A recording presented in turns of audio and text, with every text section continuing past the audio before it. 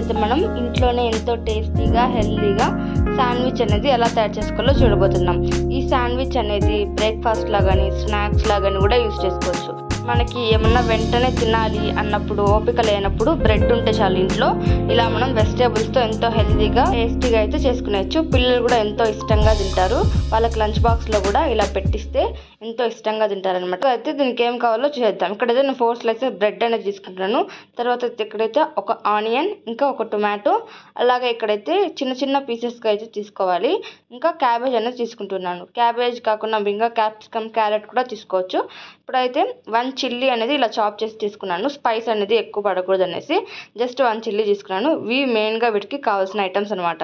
ఇప్పుడు రెసిపీ ఎలాగో చేద్దాం. ముందుగా అయితే ఒక బౌల్ తీసుకొని ఈ 1 చాప్ చేసుకున్న చిల్లీని అయితే వేసుకున్నాను. మీరు పెద్ద చిల్లీగా తీసుకుంటే ఒకటి తీసుకోండి, చిన్నవి అయితే 2గా తీసుకోండి. ఇప్పుడు చిల్లీ వేసుకున్న తర్వాత ఇందులోకి ఆనియన్స్ అనేటివి యాడ్ చేసుకునేయాలి. ఇలా ఆనియన్స్, టొమాటోస్ ఇవన్నీ మనం చిన్న చిన్న పీసెస్గా కట్ చేసి వేసుకుంటేనే మనకి టేస్ట్ కూడా ఇంకా బాగా వస్తుంది అనమాట. తర్వాత ఇందులోకి టొమాటోస్ అనేటివి యాడ్ చేసుకునేద్దాం. అలాగే క్యాబేజ్ కూడా వేసుకునేయాలి.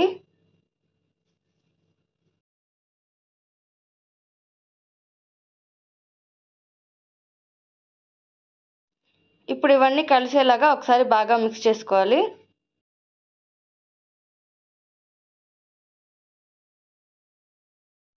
తర్వాత ఇందులోకి ఒక 1/2 స్పూన్ సాల్ట్, కొద్దిగా కారం అనేది చూసుకొని వేసుకోండి మీ టేస్ట్ని బట్టి.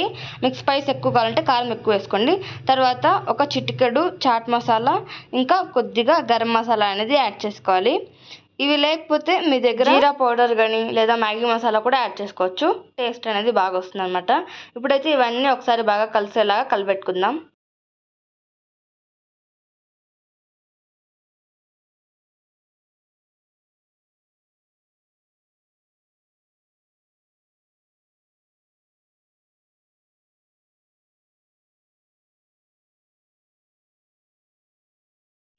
తర్వాత ఇది వచ్చి మెయిన్ థింగ్ మయోనీస్. సో నేను మయోనీస్ బదులు ఇది వేస్తున్నాను, విభా వారి డ్రెస్సింగ్ ఇది వేస్తున్నాను. ఇది కూడా అచ్చు మయోనీస్ లాగే ఉంటుంది టేస్ట్, కొంచెం టొమాటో ఫ్లేవర్ వస్తుంది.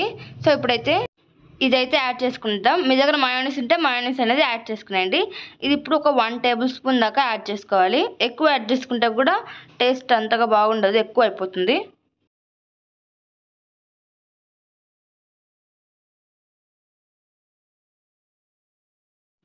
ఇది వేసుకొని అంత బాగా ఒకసారి మిక్స్ చేసుకుందాం. అంత బాగా ఇందులో బాగా కలిసేలాగా మిక్స్ చేసుకోవాలి.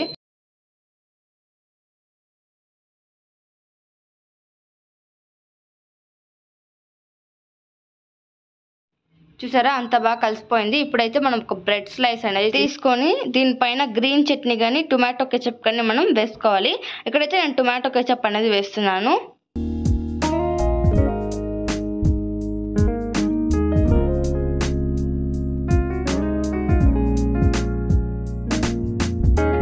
టొమాటో కెచప్ అంతా బ్రెడ్లో బాగా స్ప్రెడ్ చేసుకోవాలి.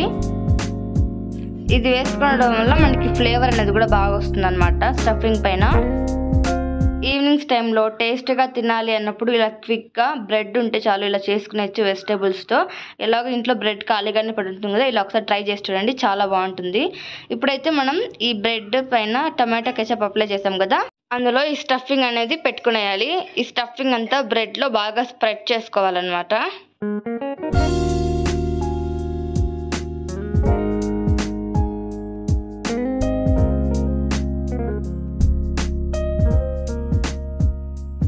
చూసారా ఇలా బ్రెడ్లో పెట్టేసుకున్న తర్వాత ఇప్పుడు మనం ఇంకో స్లైస్ బ్రెడ్ తీసుకొని దానిపైన కూడా కెచప్ అనేది కొంచెంగా వేసుకొని బాగా స్ప్రెడ్ చేసుకోవాలన్నమాట. ఇలా మనం ఆపోజిట్ బ్రెడ్ పైన కూడా వేసుకుంటే మంచిగా టేస్ట్ అనేది చాలా బాగుంటుంది. ఇప్పుడు కెచప్ వేసుకున్న బ్రెడ్ని స్టఫింగ్ పెట్టుకున్న బ్రెడ్ పైన ఇలా మనం పెట్టుకునేయాలి. పెట్టుకునేసిన తర్వాత లైట్గా మనం ప్రెస్ చేయాలన్నమాట. ప్రెస్ చేస్తే బాగా కలుస్తుంది. ఇప్పుడు మనం ఇంకో బ్రెడ్ని కూడా ఇలాగే పెట్టేసుకుందాం అనమాట. కెచప్ వేసుకొని స్టఫింగ్ అనేది బ్రెడ్ పైన పెట్టేసుకుందాం. సేమ్ అదే ప్రాసెస్. ఇలా మనం స్టఫింగ్ అనేది పెట్టుకునేసిన తర్వాత కూడా ఇంకొక స్లైస్ బ్రెడ్ అనేది తీసుకొని దానిపై లైట్గా కెచప్ అనేది అప్లై చేసుకొని దీనిపైన మనం పెట్టేసుకోవాలి. ఇప్పుడైతే చూసారా ఈ 2 నేను శాండ్విచ్ అనేసి రెడీగా చేసుకున్నా.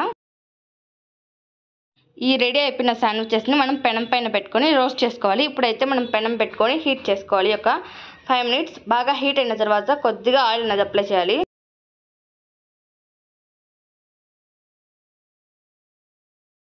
ఇలా ఆయిల్ అనేది అప్లై చేసిన తర్వాత మనం ఈ 1 శాండ్విచ్ని దీనిపైన పెట్టుకోవాలి. ఇప్పుడు పెట్టుకొని జస్ట్ చూపిస్తాం కదా, వెజిటేబుల్స్ అంతా ఇలా కొంచెం దగ్గరకు వచ్చినట్టుగా మనం ప్రెస్ చేసుకొని దానిపైన కూడా మనం ఆయిల్ అనేది అప్లై చేసుకోవాలి. అప్పుడే మనం 2 సైడ్ బాగా కాలుతుందనమాట. సో ఇలా పైన కూడా లైట్గా ఆయిల్ అనేది అప్లై చేసుకోండి. మీరు కావాలంటే బటర్ కూడా అప్లై చేసుకోవచ్చు. సో ఇప్పుడైతే టర్న్ చేసుకున్నాను. చూసారా ఎంత బాగా కలర్ అయితే వచ్చిందో. ఇలా మనం 2 పక్కల రోస్ట్ చేసుకోవాలి. ఇప్పుడైతే మనం ఇంకొక శాండ్విచ్ అనేది కూడా చూసుకునేద్దాం.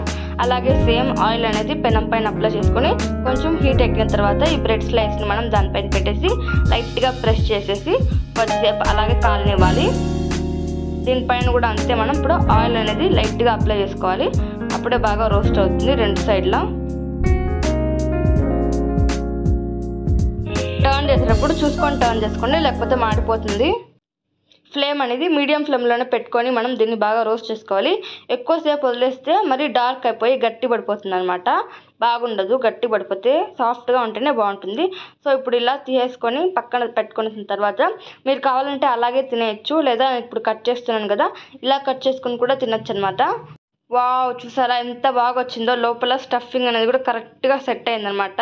మీ టేస్ట్ కూడా చూడండి చాలా బాగుంటుంది. ఇప్పుడైతే 2 పక్కల బాగా రోస్ట్ అయిందనమాట.